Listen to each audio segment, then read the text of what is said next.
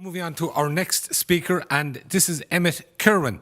Emmet's an actor, playwright and poet. He's been a feature of Irish theatre, film and television for over 15 years. He graduated from the Samuel Beckett Centre in Trinity College, Dublin. His first full-length play, Dublin Old School, had a series of sell-out runs, toured internationally. It opened at National Theatre in London. He adapted it for a screenplay into a feature film, which was released this year to great acclaim, I have to say. And the film also featured in the BFI London Film Festival in October.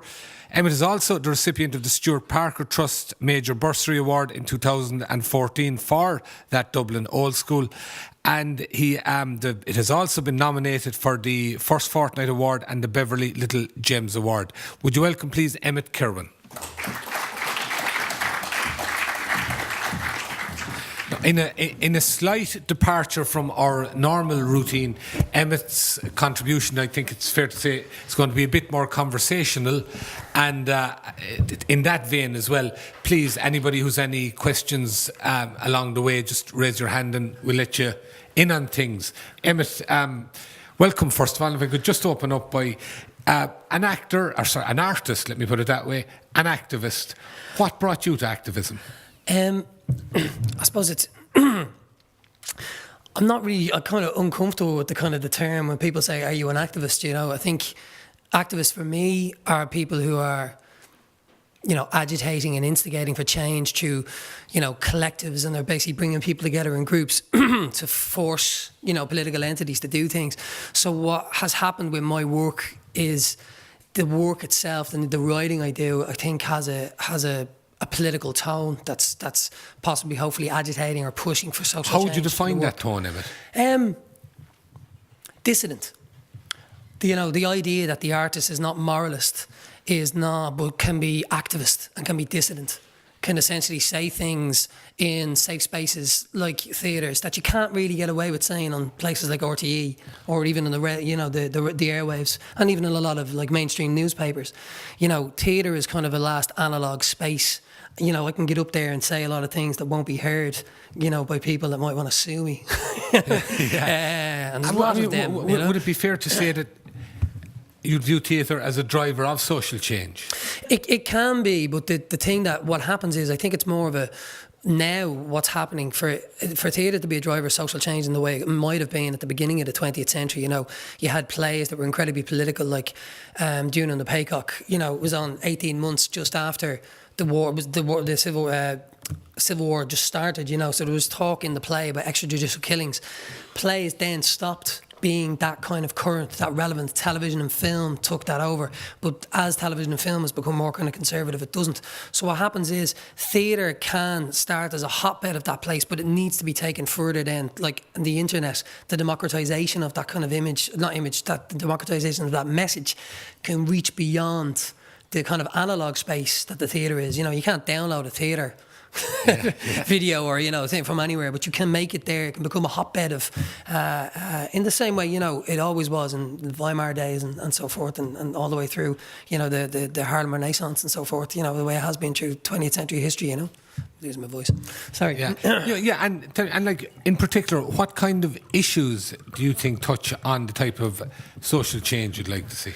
Well, the last poetry play, Dublin Old School, for example, is a play about homelessness, and I wrote it in 2014, and so it's a play about addiction, and far be it from either of those subjects changing, they have gotten worse.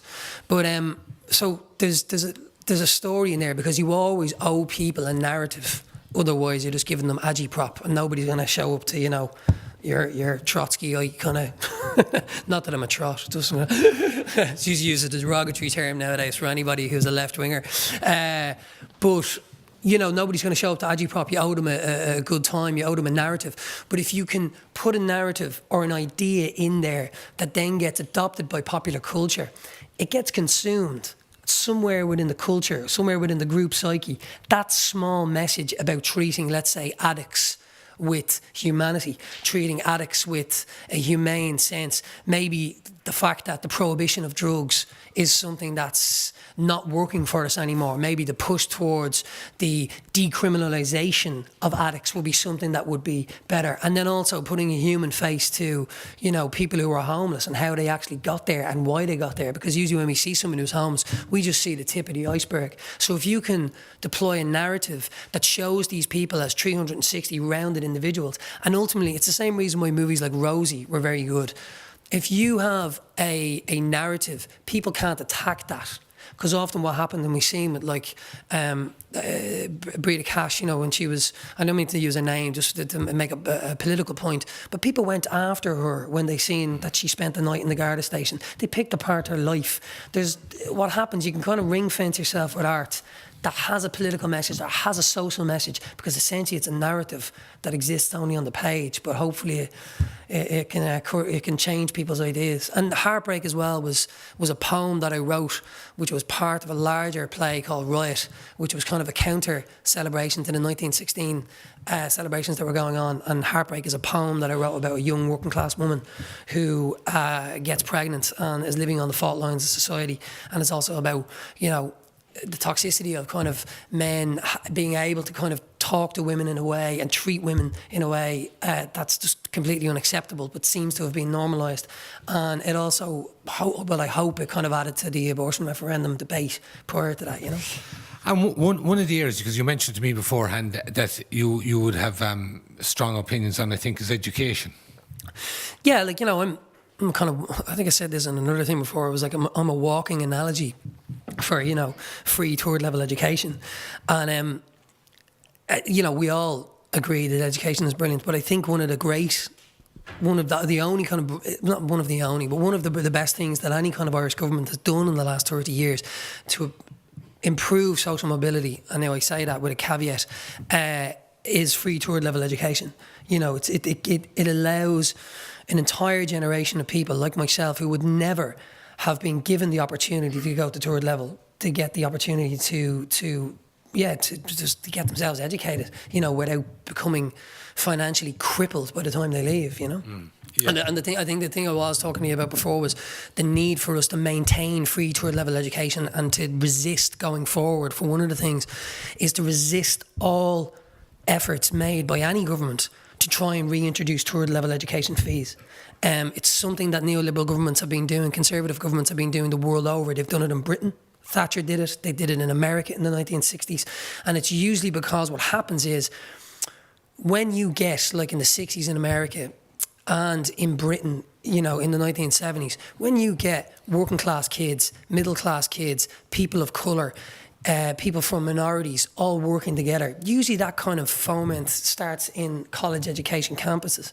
And a lot of people, especially in America, I think it was the Rockefellers basically did a thing called the Trilateral Commission, where they went, well, what is all this? Why are white middle-class kids who should only be concerned in this neoliberal paradise with getting themselves ahead in the extreme form of competition that we want them to? Why do they find they have parity with these other people? You know, why do they want change? So they basically reintroduce third level education fees and make it impossible for people to progress to third level education.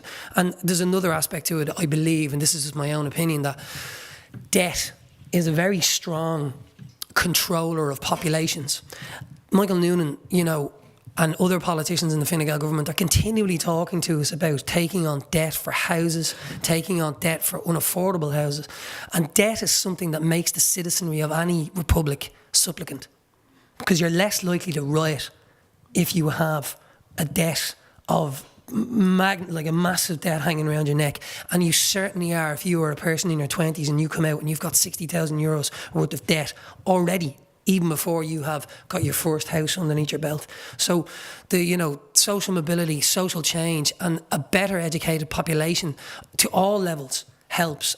But also, the reason I was saying about social mobility, it's not just about giving people the opportunity to get away from whatever area of social degradation they're from. It's also about allowing those people, or giving those people the education and the tools to go back to those areas and improve those areas as well. Free third level education shouldn't be a get out of jail free card for governments to essentially allow them to maintain poverty in certain areas, but give people a kind of carrot saying you can get yourself out of here. Yeah, and you're also, you have very strong views in terms of whether there should be a constitutional provision for the right to housing. Yeah, this is something that I should say, you know, I am just an actor and I am just a poet, so a lot of these things are kind of cobbled together ideas from greater minds and intellects than my own, but you know, it's to do with the reading. Well, as an artist, you have a way of framing them, I think. I suppose, yeah. I think, you know, we had the Constitutional Convention. There's a lot of kind of things that they're trying to change to the Constitution right now, but a lot of them are low-lying fruit. You know, the blasphemy law, yeah, great. Take the part about the women's places in the home, take it out. That's all fine. But the really radical things, you know, like putting into the Constitution that every successive government from here on out is legally bound to reduce our carbon emissions and make it punishable by the courts. Also, you know, we have, and I know it's like the principles of social policy say, they give us a framework to actually how we should treat people and how we should provide for housing, but none of these things are legally binding. So if we were to put in an amendment to the Constitution, it's not going to solve the housing crisis overnight, but it will change attitudes in the same way we expect to be educated at a primary level. And, you know, there's school procurements for that, and there's agencies that are set up in order to make that happen. If we were to do this in the same way Sweden, Portugal, Finland have done it, it would start a national conversation around housing, about the right to a home, and we would actually start to figure out, and people could actually ask the question, well, who is against this? And I think in the constitutional, the Constitutional Convention, 84% of people were in favour of it, and I think the only people that aren't in favour of it are, you know, right-wing governments that essentially believe that it will entitle people will feel entitled to something that they don't deserve. Yeah, and you mentioned right-wing governments. I think you talking to me something about, you believe there's a kind of a false liberalism about right-wing governments. Yeah, you know, it's essentially, you know, it's what bell hooks, you know, feminist theorists would have called lifestyle feminism or lifestyle liberalism. The liberalism is checked by a fiscal conservatism.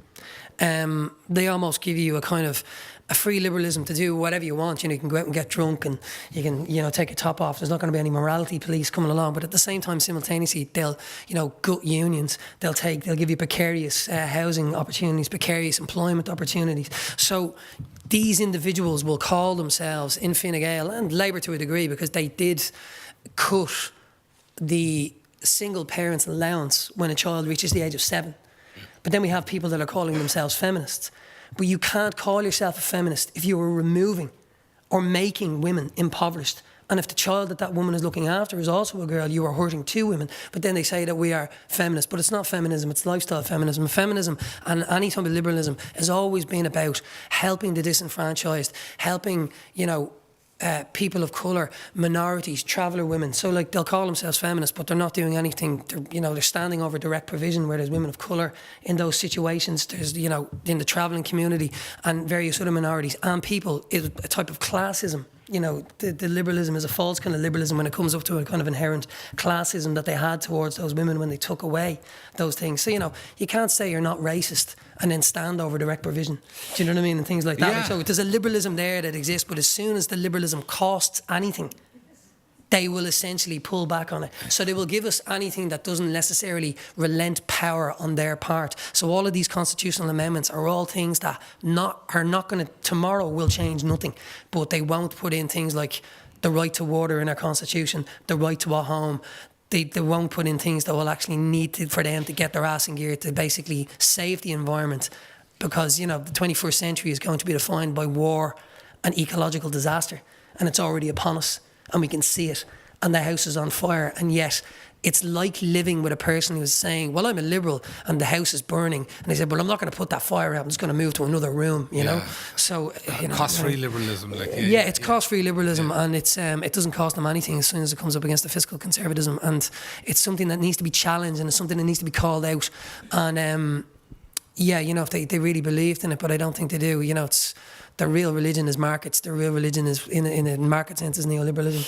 And just coming back just briefly there to the role of the artist like yourself, there are artists like yourself again and others who are very engaged with social justice. Yeah. You find very few artists who are what you might call right-wing artists. Why is that? Yeah, do you know, there is a few in America. That's a good question. It's a really kind of interesting area. I suppose always with art, because you're on the periphery and you do yourself live on the breadline, you are and find solidarity with other people who are poor, because even though you may talk in a more florid fashion, or have a different way, a poetic way of saying things, you actually have more in common with those people who are along the fault lines than you have with any kind of businessman. And but there are right wing.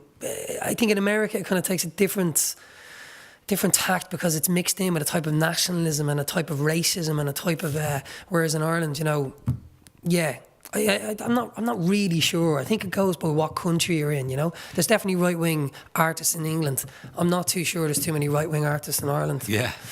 One other thing that occurs to me, and as you say yourself, when you are driven by that thirst for social justice on one level, as a number of artists are the facilities there? Are the opportunities there to express that, or is there a resistance to that in some institutions to the extent that they don't really want to know about it?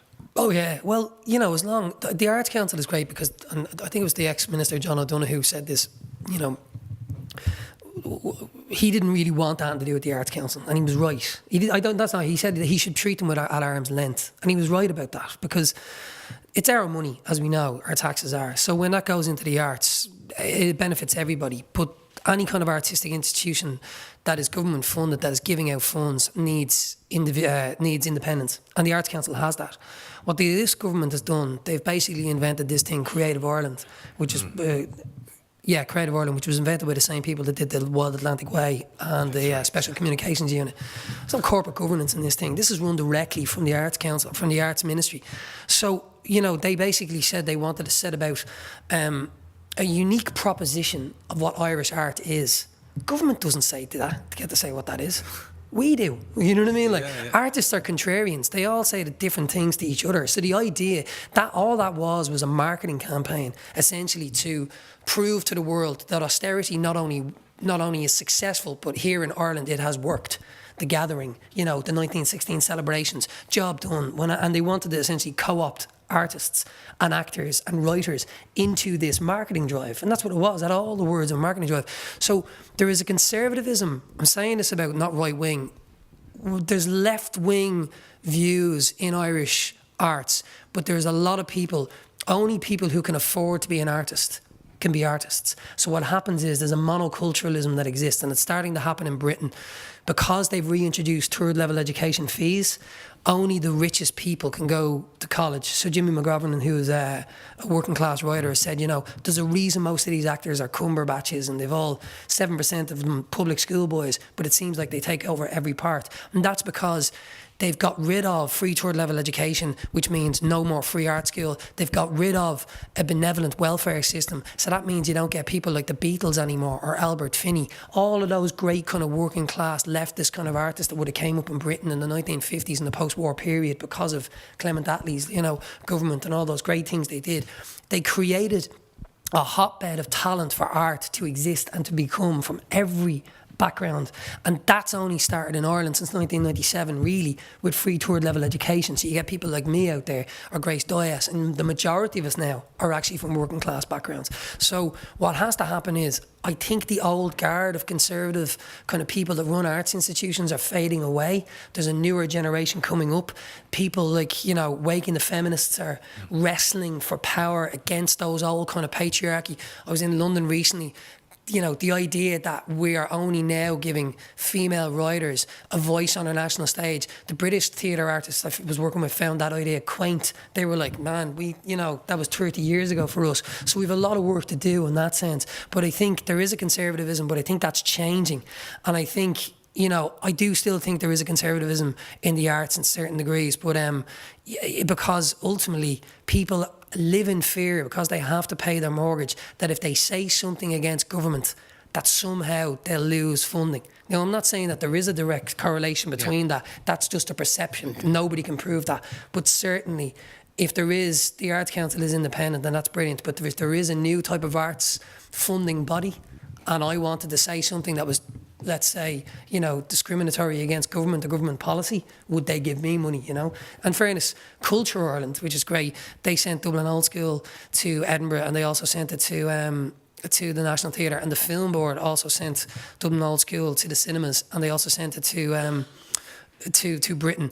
And both of those things don't paint Dublin or Ireland in the best manner. You know what I mean? So I do believe in the independence of the artistic bodies, but I am hoping that independence, which I think Fine Gael are trying to claw back with these new initiatives, I'm very, very wary of what they're up to. I'm very wary of what they're doing. And I want them to maintain the independence of the Arts Council and the Irish Film Board, because I think they are independent, and I think they're doing great things to spread our real vision of Ireland and what it really is across the world. Sorry, I'm waffling. Great. No, yeah, absolutely. No, I'll just take a couple of contributions from the floor here. Just we've one here and we've one here as well, please.